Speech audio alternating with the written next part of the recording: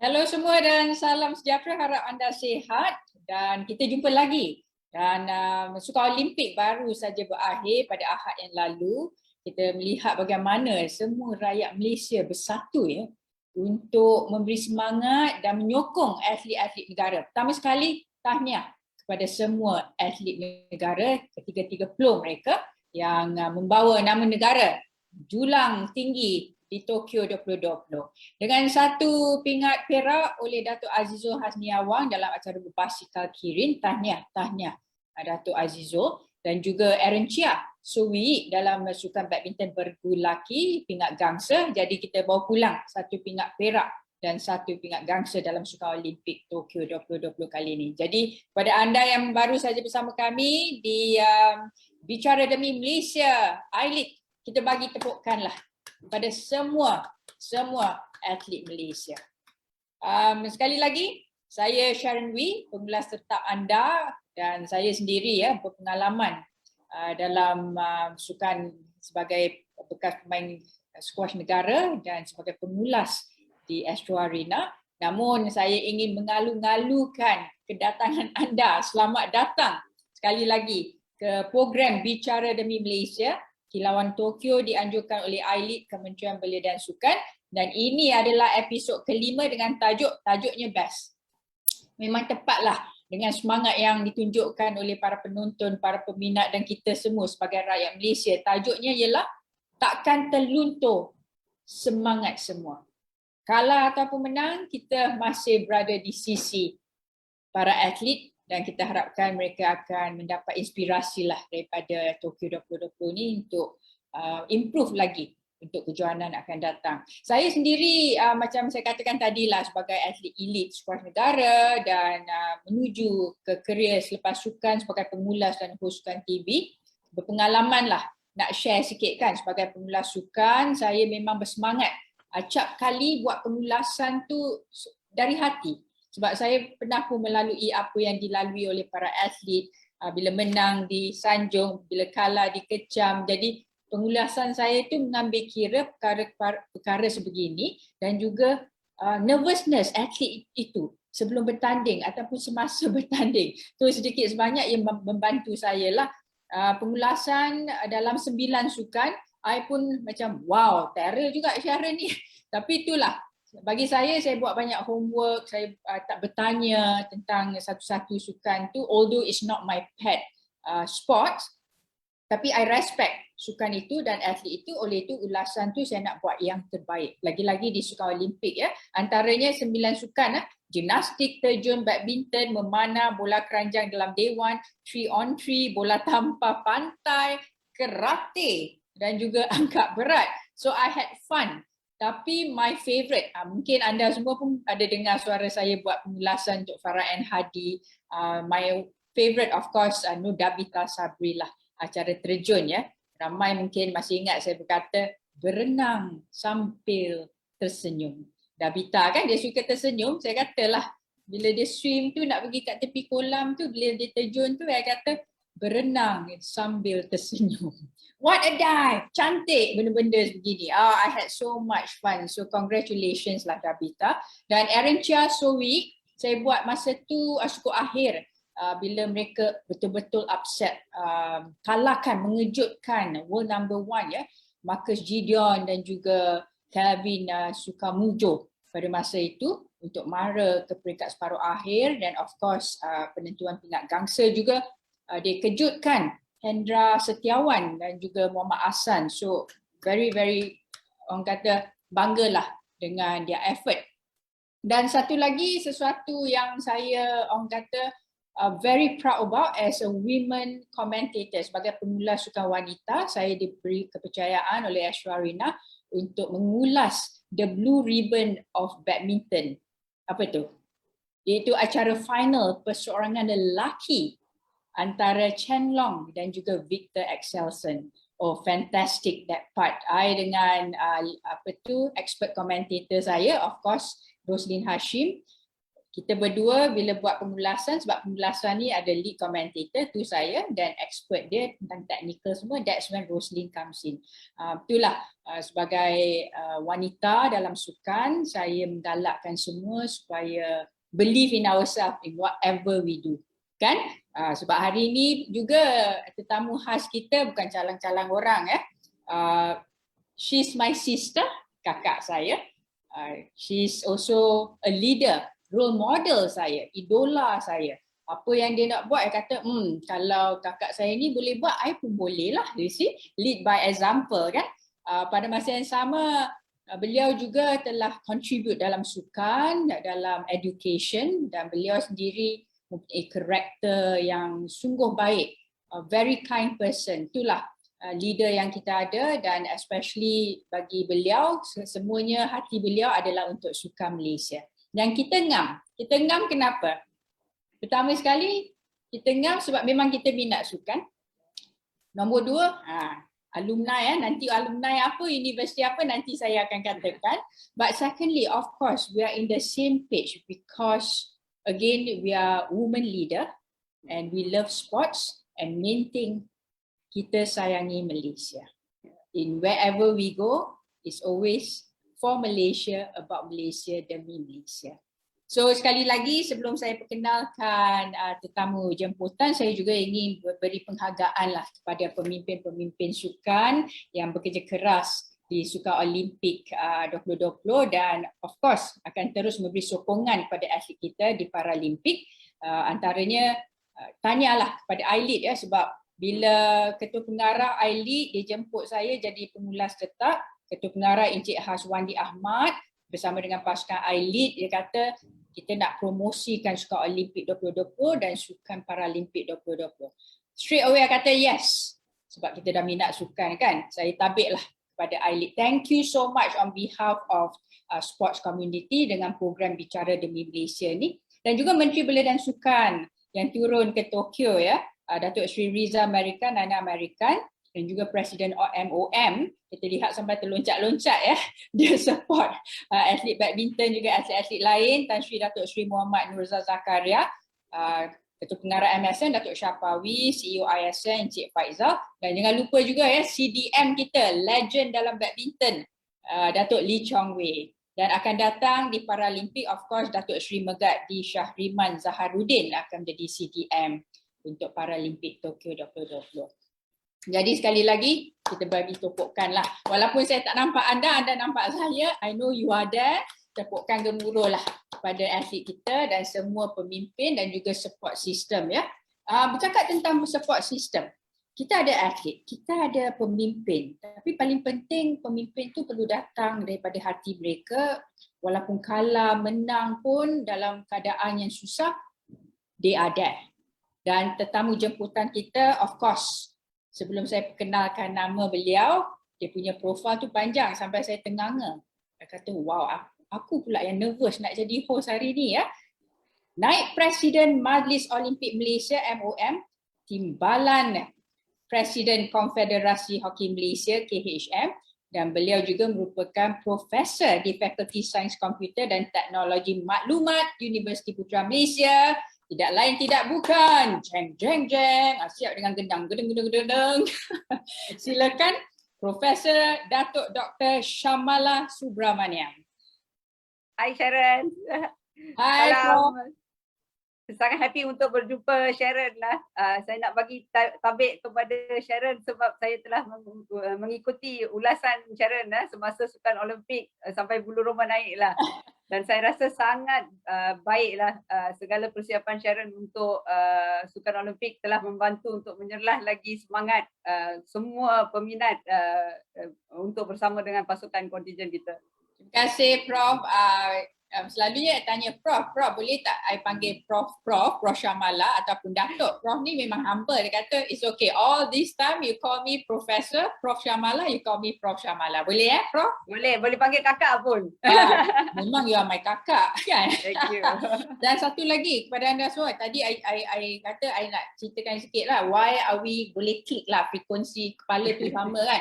alumni UPM Betul.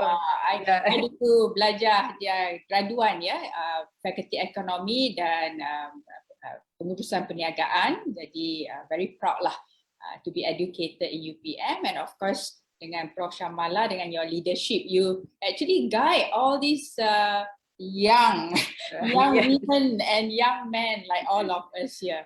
Yeah, wonderful people to guide, Sharon. Amazing people. Yeah. Jadi Prof, of course you follow Sukan Olimpik kan? Betul. Ya, sampai sini Sharon. Nasib baik kali ni work from home. Tak payah ambil cuti untuk tengok Sukan Olimpik kan. That's the good thing. But yalah, kita harap semua sihat kepada para penonton semua. Kita bagi pihak Aili dan juga Prof semua, we hope you are fine and healthy. Ikut SOP lah. I think that's very important. The health very important ya. Jangan lupa juga terus bertanya kepada Prof Shamala dalam komen Facebook iLead ini, sebab banyak yang boleh Prof Shamala berkongsi ya. This is a very good chance for you to ask question as I go along ya. So pertama sekali Prof, satu pingat perak, satu pingat gangsa, of course 30 atlet bekerja keras. Dabita Sabri nombor 4 sampai I macam heart attack buat pengulasan. Can you imagine sampai berdiri-diri masa 5th dive tu kan? But they all do well, do from their heart, from Malaysia. Apa yang anda nak sampaikan kepada para atlet Tokyo 2020, Sukan Olimpik ni? Saya rasa yang pertama lah Sharon, daripada hati saya lah. Saya rasa dalam keadaan pandemik macam ini ya, di tanah air kita dan seluruh dunia lah, satu benda yang telah menarik perhatian semua orang daripada pandemik ini kepada sesuatu benda yang memberi begitu banyak kepercayaan kepada keupayaan manusia adalah atlet kita lah. Prestasi mereka, keupayaan mereka dari segi persiapan untuk beraksi di Sukan Olimpik pun telah memberi banyaklah kebanggaan kepada kita lah. Jadi bagi saya, semua atlet kita yang telah beraksi di Sukan Tokyo, you are a champion in every way lah. Dan saya sangat terharu dengan semangat mereka. Dan bagi saya really tabik berpuluh kali kepada mereka, dan I think on behalf of the Malaysian people, terima kasihlah kepada kita sebab telah memberi satu cahaya yang begitu cerahlah kepada rakyat semasa dalam pandemik dan begitu banyak cabaran yang kita lalui lah. Bila saya lihat semua orang support dan lihat dia amat sukarlah dalam keadaan kesusahan, orang nak refocus kepada something else yang boleh memberi harapan lah. Jadi setiap kali mereka mengharungi cabaran dan come out of the cabaran, dia telah memberi pengertian yang tinggi kepada, yang mendalam lah kepada rakyat kita lah dan juga rakyat seluruh dunia. Wow, fantastic Prof. Saya sungguh-sungguh setuju ya. Ia sebenarnya mengingatkan kita ya Prof, bahawa jika kita bersama melalui situasi sukar ni, terutama bila menyaksikan atlet kita berjuang untuk Malaysia, it actually remind us 1,000 times that we are okay if we are together as Malaysian. That's the best thing. Tengok bulu roma saya pun naik. Main ya. Go Malaysia, demi Malaysia. Pada masa yang sama, apa favourite spot so far bila Prof tengok 2 minggu tu? What's your favourite moment lah that touch your heart? Saya, to be very frank with you, I was amazed dengan our badminton team. And Dabita gave me somehow rather a lot of happiness lah when I saw seorang budak yang begitu, and all our athletes, our sailing athletes, Sharon, untuk berterus terang lah, sebenarnya first time lah antara semua Sukan Olimpik yang saya memang gila Sukan Olimpik lah. Saya cakap secret, saya pernah ambil cuti especially kalau masa dia berbeza, especially untuk Sukan Hoki. Tetapi kali ini sebab atlet Malaysia beraksi kan, dan begitu pentinglah misi kita pada tahun ini, saya telah menyaksikan semua sukan yang tak pernah saya saksikan. Saya boleh berkongsi, even rapid charge saya Google, baru saya tahu apa erti rapid charge, because bila the first time kan I'm seeing that event. Jadi saya memang sangat happy lah dapat lihat skateboarding, Dan juga sailing pun saya ikut dan berbagai sport lah. Jadi banyak yang saya suka lah sebenarnya. Sebab Prof ni memang suka sukan, jadi semua pun dia nak. Kan? Nak ikutkan perjalanan atlet tu lah kan, ada macam mana. Betul. Jadi ucapan ribuan terima kasih kepada para peminat, para penonton yang menyokong atlet negara. Saya berkata begitu sebab kawan-kawan saya dia text, dia kata boleh say congratulations to Dabita tak, ataupun kepada Azizul tak, because para atlet of course as ex-athlete kita contact each other, so the fans dia kata kirim salam kepada Pandalela, no worries, you know, you have made Malaysian proud, and of course Go Liu Ying, you know, you do your best already and things like that lah. Jadi ada yang juga menulis di IG saya sendiri, Sharon Wee 5 Squash, dan juga Sharon Wee di Facebook, Twitter Wee_Sharon. Mereka memberi pujian, kata-kata yang sungguh bersemangat. So I just want to say thank you so much on behalf of athletes and me sebagai pengulas sukan, kerana kata-kata anda membuat kita ingin buat yang lebih baik.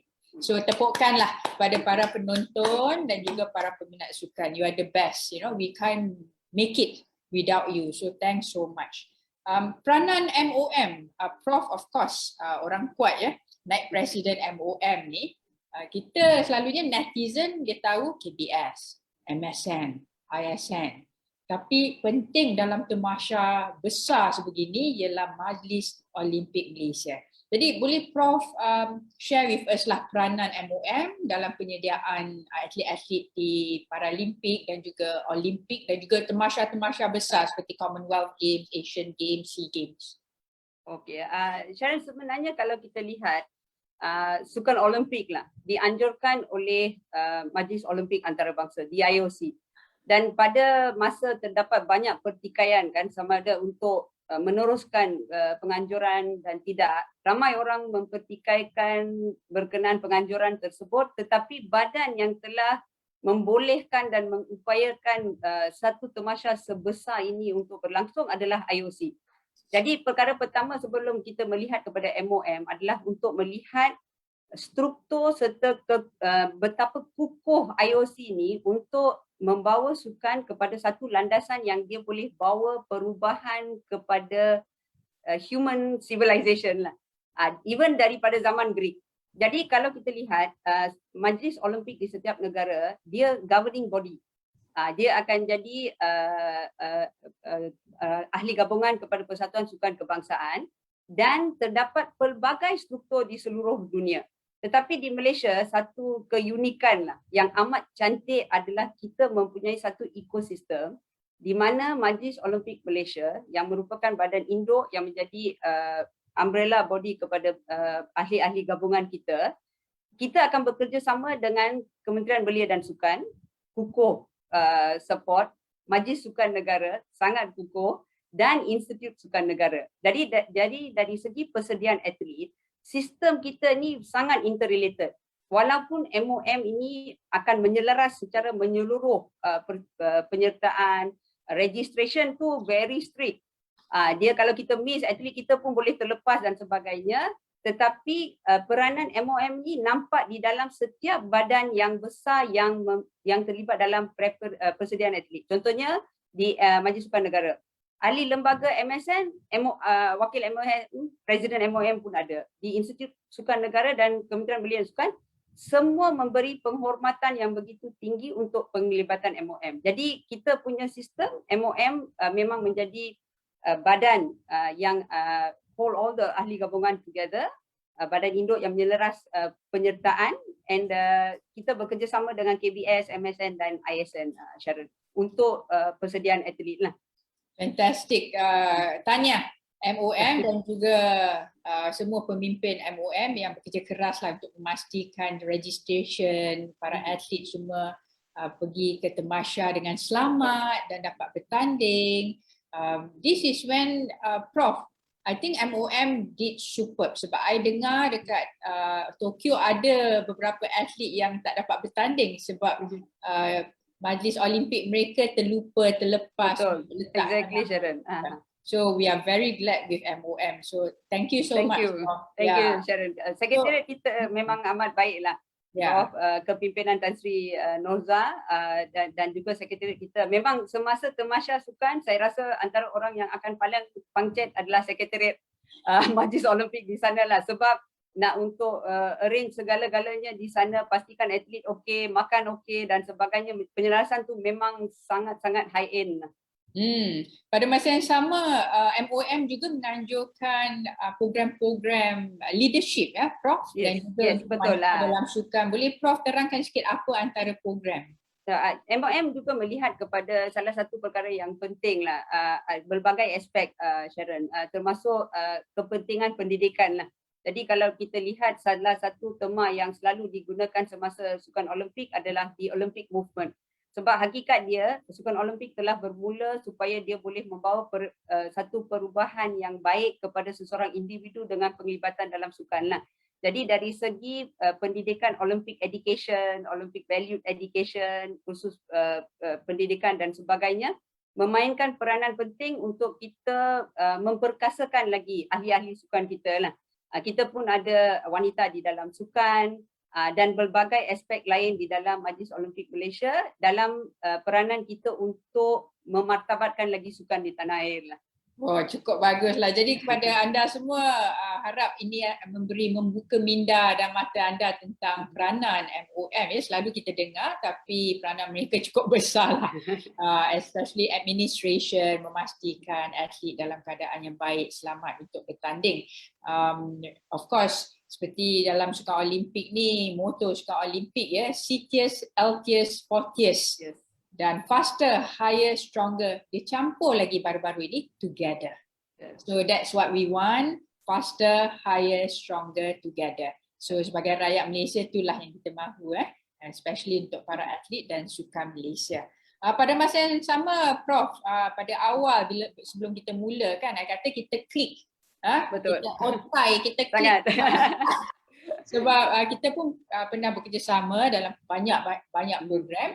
Antaranya yang paling saya ingat, of course, bersama dengan Prof, Akademi Sukan, UPM, masa kita menyediakan lebih daripada 1,000 penyurat rasmi Malaysia pada Sukan SEA 2017 di KL, dan that is my proudest moment ya, untuk melihat atlet-atlet kita, bukan atlet juga, penyokong-penyokong belia-belia negara pergi ke stadium menyurak dengan kata-kata yang kita actually train them untuk melakukan sorakan. Oh my God, that is the best moment. So thank you for that, Prof. Oh, thank you too, Sharon, for the opportunity.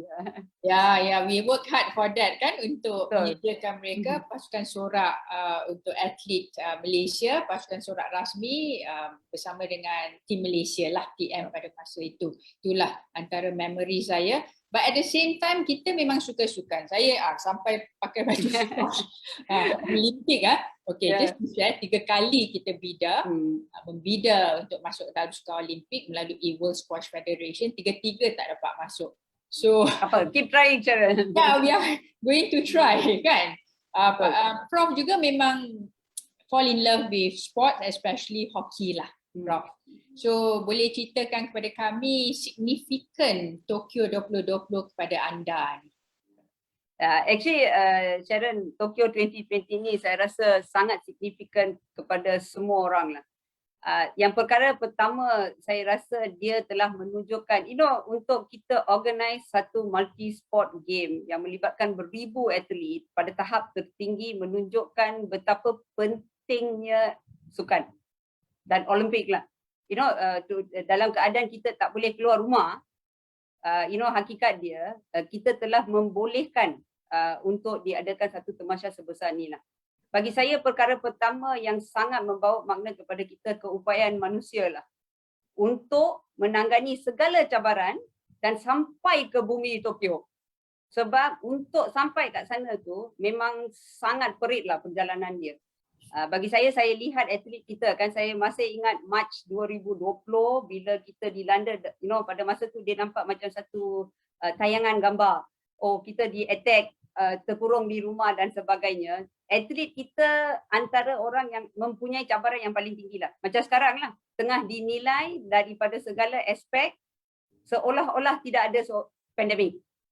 Tapi pada masa tu mereka terkurung dan pada satu masa kita kena kreatif untuk create satu SOP yang manusia pun tak faham untuk atlet kita. Kedua yang sangat signifikan Tokyo ni adalah keupayaan lah rakyat Jepun. Kalau kita lihat untuk menyambut satu dunia, menunjukkan keupayaan to welcome people untuk melaksanakan dan sentiasa tunjuk mereka boleh menjalankan perkara inilah. Sangat susah Sharon untuk kita ada bubble dan bayangkan semua atlet dan pegawai dan VIP yang terpaksa ambil testing setiap hari, duduk terkurung dalam kuarantin, atlet kita balik pun kena kuarantin 14 hari. It's not easy because ini bukan duduk di rumah, duduk di dalam satu bilik dan kena mengharungi berbagai cabaran.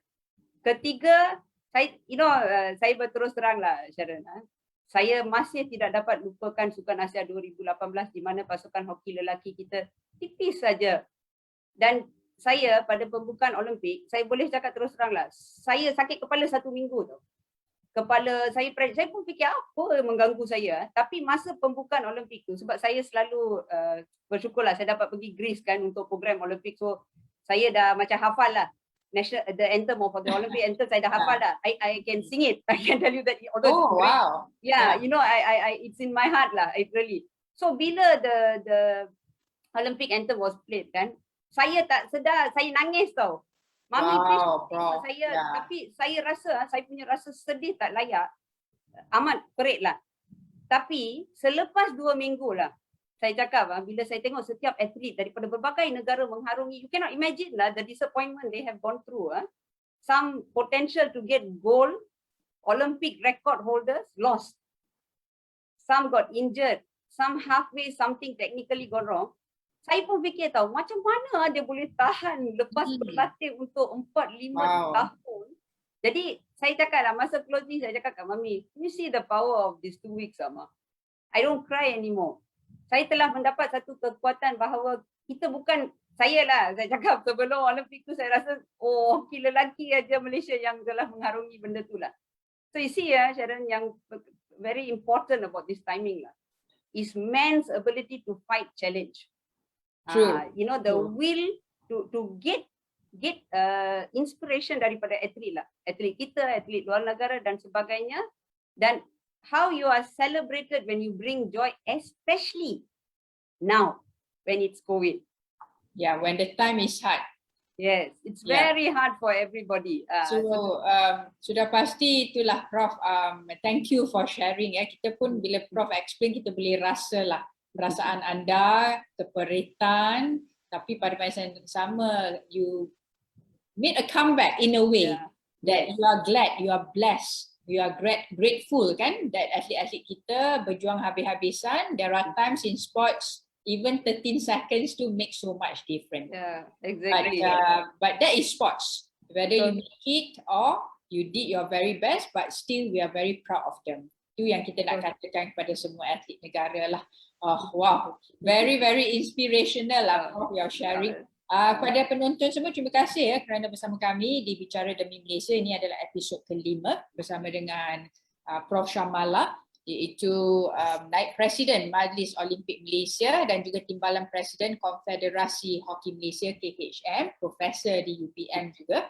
Perkongsian beliau tentang MOM, Sukan Olimpik, experience beliau sendiri. Jadi please bertanyalah soalan. Saya dah ada 2-3 soalan saya nampak ni. Kita nak banyakkan lagi soalan. Macam Facebook tu kata tanya Prof banyak-banyak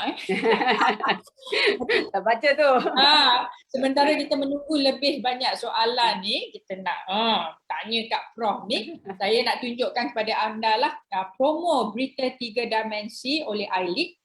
Dan juga tim iLeague ni memang baguslah persediaan diorang untuk bulan kemerdekaan kan. Jadi banyak program daripada iLeague yang ini bertemakan orang kata semangat of merdeka.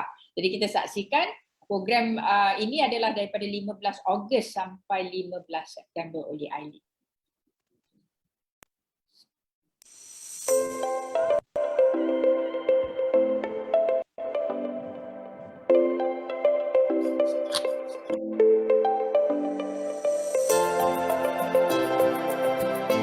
Jangan lupa untuk saksikan Berita 3 di Klasik jam 3 petang dan 3 kali seminggu hanya hanya di di YouTube YouTube channel channel iLead. iLead.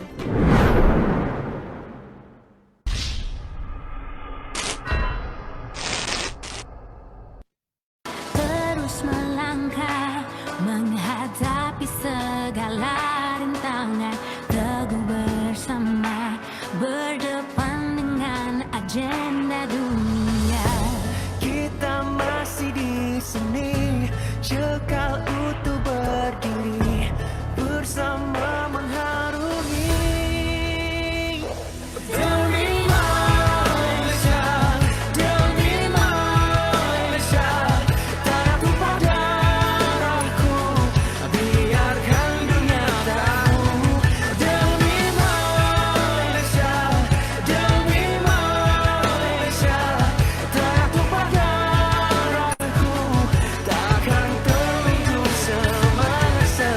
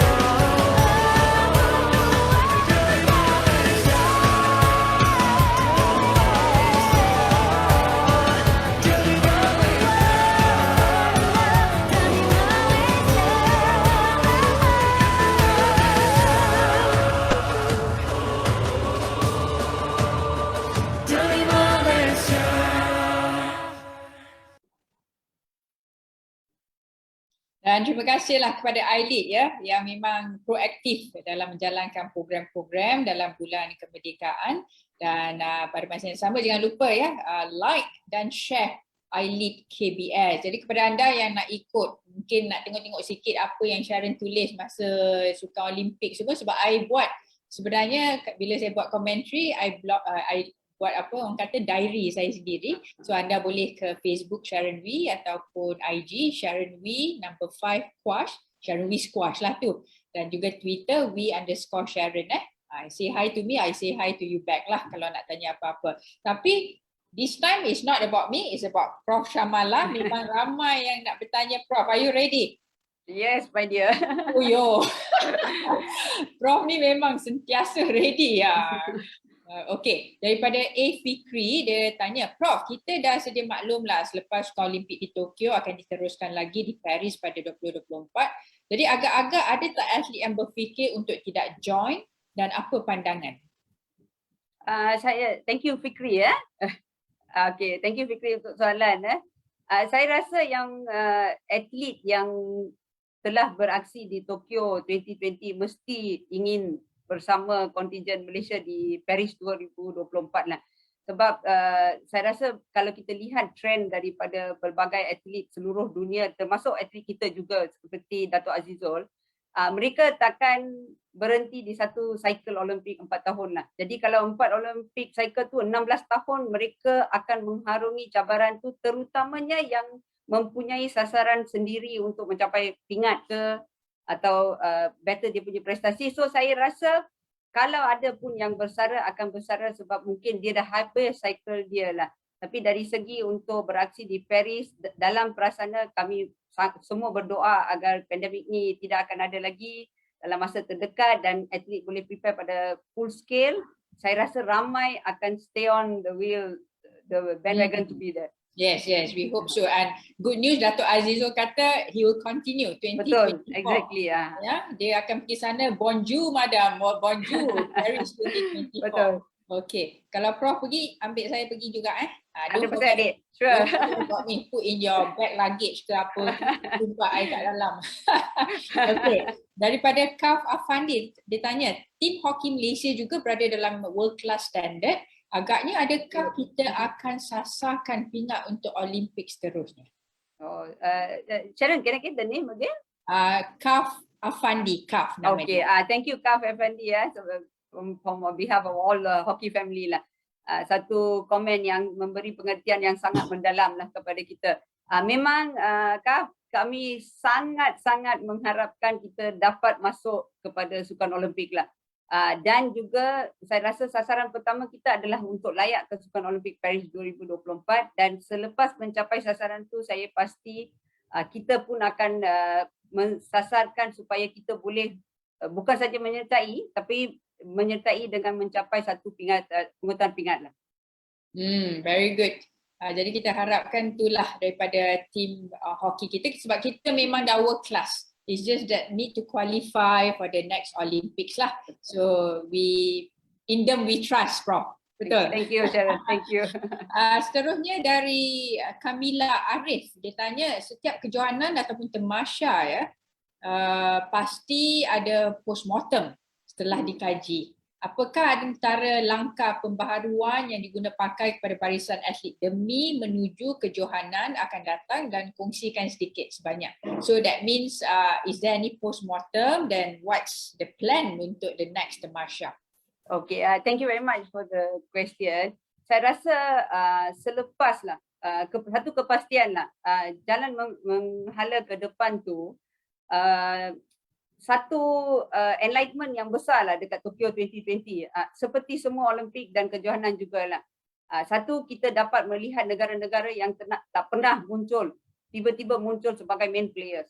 Kita dapat melihat prestasi serta persiapan berbagai atlet dengan kaedah lain. That means kita sebenarnya dah jadi satu global world sekarang tu. Jadi kita punya mekanisme untuk memperbaiki. Saya rasa Malaysia, kita bersyukurlah sebab sebelum pergi ke Sukan Olimpik pun kita dah ada visi Sukan Negara 2030. Dah ada planning. Tapi dari segi postmortem tu semestinya akan diadakan, dan saya rasa faktor-faktor di mana kita terdapat kekangan, kurangan, kenapa kita tidak mencapai dan sebagainya, di mana kita boleh menyelah daripada atlet yang telah menunjukkan prestasi luar biasa, kita boleh mempelajari success story. Jadi semestinya kita akan jalankan supaya kita dapat mengorak langkah berdasarkan fakta-fakta yang telah kita buat analisa yang analytics yang terperinci. So postmortem kadang-kadang ni kena buat betul-betul, bincang, coaches, persatuan. It can be a headache juga kan, because yalah, tough job for the people conducting it kan. Okay, seterusnya Aina Akila. Dia kata, saya setuju bahawa atlet kita terpaksa mengharungi pelbagai cabaran, lagi-lagi Olimpik sewaktu pandemik ni. Jadi apa agaknya nasihat Prof lah kepada rakyat Malaysia supaya terus kekalkan semangat untuk support kejohanan sukan kita? Okay, thank you Aina. Memang betul lah. Saya rasa apa yang Sharon cakap awal tadi memang betul. Saya di sukan hoki, memanglah salah satu saya pada satu masa saya nak tulis satu artikel dekat FB saya lah berkenaan this beautiful love relationship that sports have with people. Because kalau kita berada di dalam sukan, salah satu benda yang susah kita nak telan lah, bila kita menang orang semua suka. Kita post saja satu posting yang ada skor pun boleh capai beribu like. Kalau kita kalah, totally gone. Immediate. Tapi salah satu perkara yang baik kita lihat daripada Sukan Olimpik ni lah, cara kita kalah pun akan ada implikasi dia. Contohnya kalau atlet rasa kita dah buat terbaik tu, dia akan cakap. Saya sendiri masa Sukan Olimpik saya tak banyak review, saya tak tulis. Tapi bila saya nampak Davita buat kan, saya betul-betul tulis your 4th place is a medal lah. For sure. Untuk saya lah cara dia buat. Jadi untuk rakyat Malaysia yang penting lah, kita boleh mengkritik. Sebagai seorang ahli sukan, saya rasa Sharon tahu, bila kita satu public portfolio, public profile, perkara pertama mesti kena terima maki amun orang. Sebab especially bila kalah. Tetapi orang yang mengutarakan kritikan semua ni, mereka mesti ada landasan sikit lah, batasan dia. Sebab ada beberapa banyak komen yang saya tengok, oh my god, saya rasa it's really bad lah untuk atlet kita, tak patut. So jadi kalau kita nak buat kritikan tu, kita kena pastikan kritikan tu buat orang tu rasa tau. Dia mesti ada garam. Rasa dan dia perbaiki diri dia, bukan dia rasa hina dan mungkin tak nak teruskan. Jadi untuk rakyat Malaysia saya rasa kita sangat bersyukur lah. Mereka sentiasa sokong kita. Menang atau kalah. Tapi cuma bila kalah, kita tak boleh bagi kritikan sampai kita break even the strongest person lah. Ya, setuju Prof.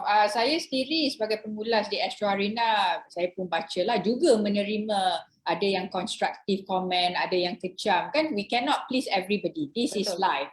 Ini adalah kehidupan. Tapi kemungkinan bagi pihak atlet, saya sendiri atlet, peminat sukan dan semua rakyat Malaysia, kepada peminat sukan semua, bila atlet tu menang, of course kita sokong sampai habis-habisan. Bila kalah, marilah bersama untuk berada di Betul. sisi mereka. Kalau nak bagi komen ataupun nasihat, biarkanlah komen konstruktif daripada komen-komen yang tidak sesuai, yang mungkin tidak beradab, sebab itu bukan kita sebagai rakyat Betul. Malaysia. We can do better than that, kan?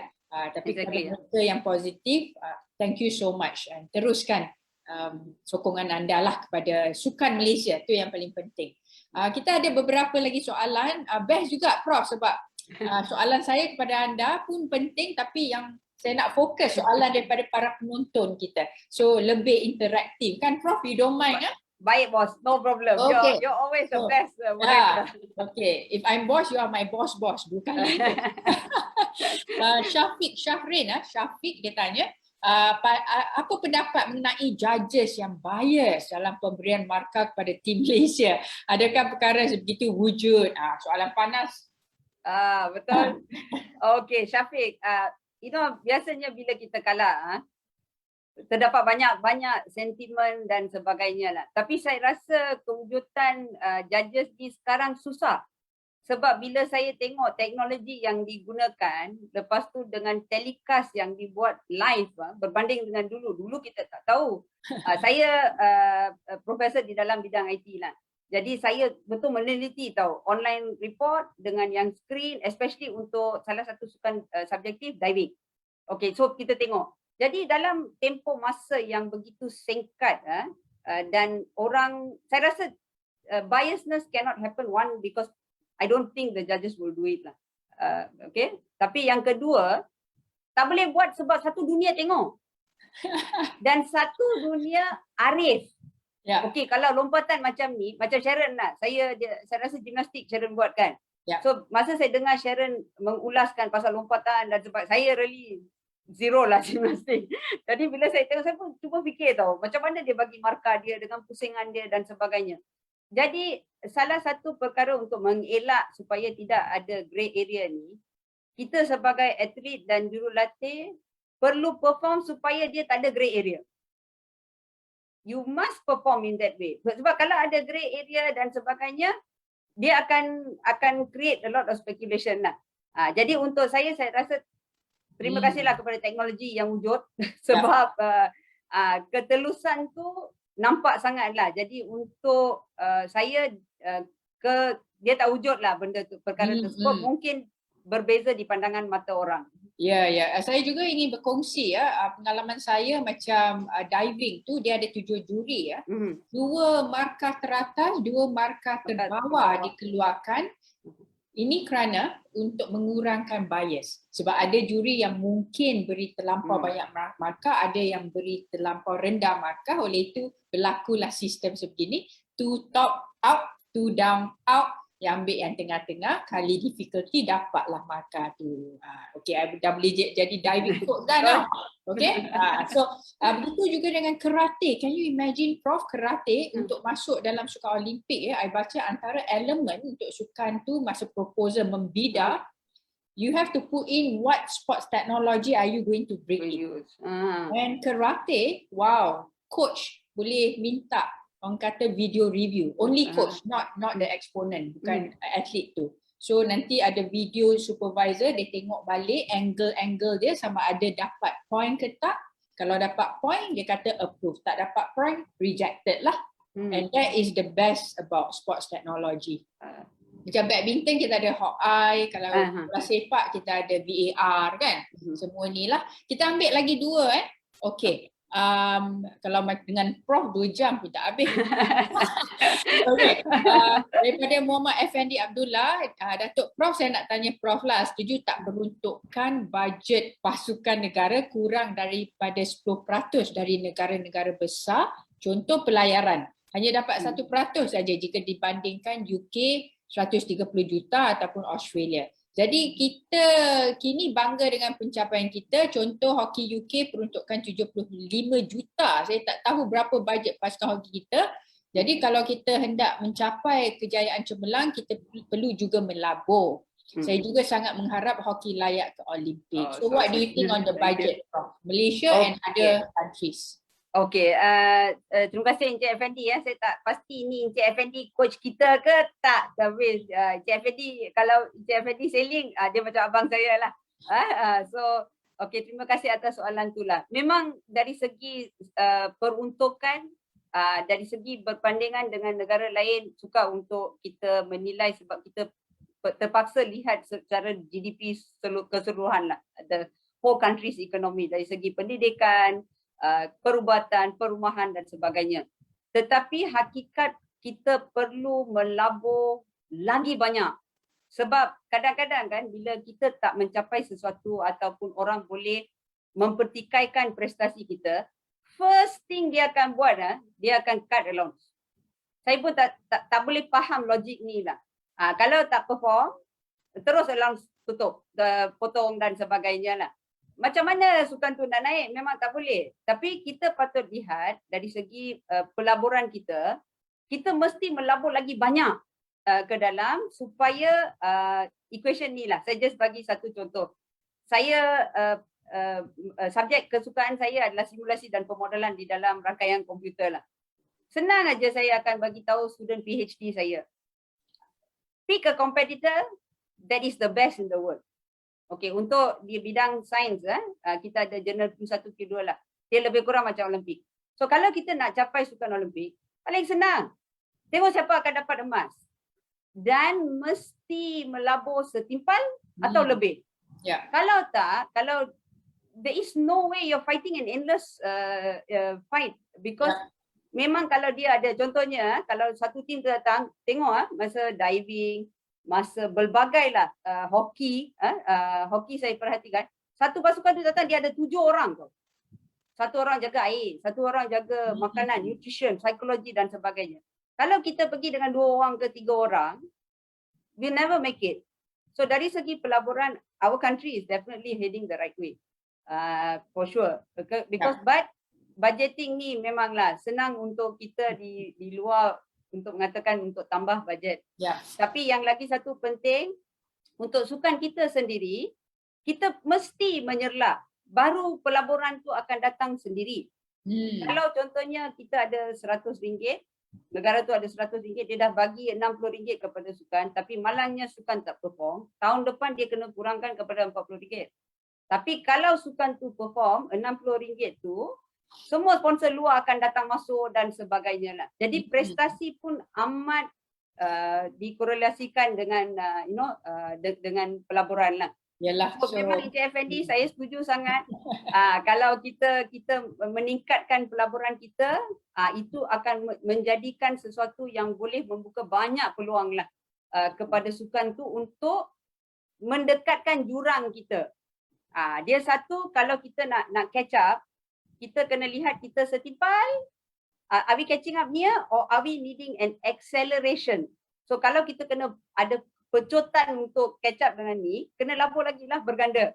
Thank you Prof. Wow, panjang lebar but a very detailed explanation untuk Encik Effendi. Harap Prof menjawab soalan anda. Pada masa yang sama, sebagai bekas atlet elite, of course pelaburan tu cukup penting, tapi kadang-kadang sebanyak mana? How much? Kadang-kadang kita ada X amount saja. So boleh tak ada inisiatif lain? Kalau bukan pelaburan, what else can we do? Program training yang lebih kreatif, video analysis, semua ni akan bergabung dan menjadikan atlet tu lebih berjaya. Bukan saja dari segi pelaburan wang ringgit lah. Although it's very important, I agree, but sometimes we don't have too much, kan? We have to make use what we have lah. Thank you Prof dan thank you kepada anda semua sebab memang best lah you. I bagi like sebab supporting, tanya banyak soalan kan. Thank you so much. Jadi kita nak lihat juga ya pada anda promo Bicara Demi Malaysia yang disediakan oleh iLead. Jangan lupa ya bila tengok promo semua best-best tu, like and share lah iLead KBS ni. Okay, kita lihat.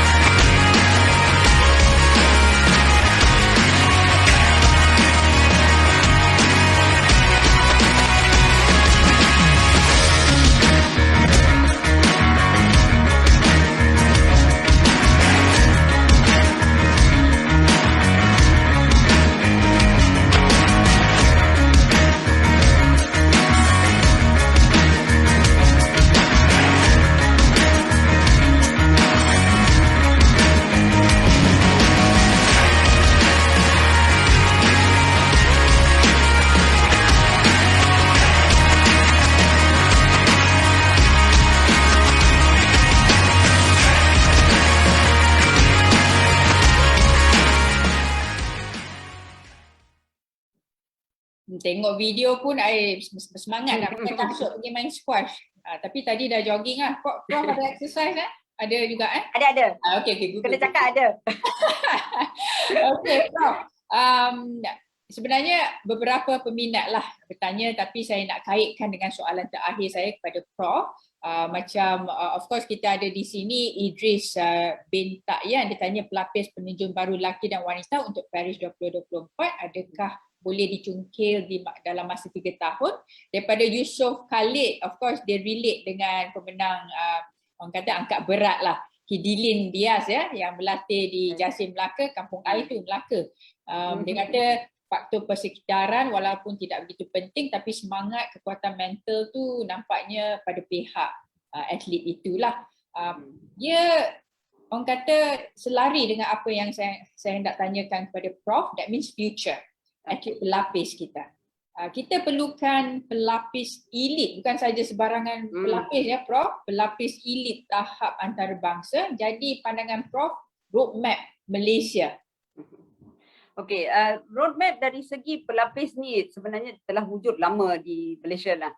Kalau kita lihat sama seperti persiapan untuk Sukan Tokyo ni dah start lama dah untuk berbagai program. Saya rasa Sharon telah memainkan peranan yang penting dalam media untuk atlet podium dan sebagainya, berbagai program lah yang telah diadakan. Tetapi pelapis ni dia pelapis elit sangat penting untuk junior competition. Sebab contohnya macam pasukan hoki lah. Saya bagi contoh, pasukan sini ada pasukan junior kita tu yang telah menang pingat emas di Sukan Remaja, Sukan Olimpik Remaja pada tahun 2018. Sekarang telah membentuk satu flow yang amat baik dengan pemain-pemain kita. Tetapi yang penting ni, pemain pelapis elit ni akan datang daripada grassroots, akar umbi. Ini salah satu yang saya berkongsi daripada pendapat daripada hati saya lah. Bila kita lihat sukan sekarang, sukan dalam keadaan yang sangat tercabar. Bukan sahaja di dalam sukan tu, tetapi untuk sebagai sesuatu yang amat diminati oleh orang ramai untuk dipilih sebagai sesuatu yang akan jadi pelengkap kepada pendidikan. Contohnya dia boleh jadi debater. Dia boleh jadi dalam kebudayaan. So sukan pun di dalam keadaan. Jadi pelapis elit ni ataupun even the elite lah, dia akan start daripada akar umbi. Orang di akar umbi sekarang, parents fantastic. Dia dah plan tau map dia untuk anak dia, berapa tuition nak pergi, berapa nak pergi sukan apa nak pergi dan sebagainya. Jadi peranan parents ni sangat penting untuk mereka melabur duit mereka bukan daripada kerajaan atau persatuan. Maknanya sistem ekosistem ni yang amat ideal, yang akar umbi tu dia kena melabur duit dia sendiri untuk mereka anak-anak mereka menjadi sukan. Tetapi mereka akan lihat di atas. Abang-abang saya yang menang tu atau kalah, berapa dia allowance dia, apa dia dapat, hidup dia lepas bersara tu boleh tak bawa BMW. Ataupun saya tengok abang-abang saya yang hanya belajar, jadi pandai, pergi ke universiti besar, dapat kerja yang besar, hidup lumayan.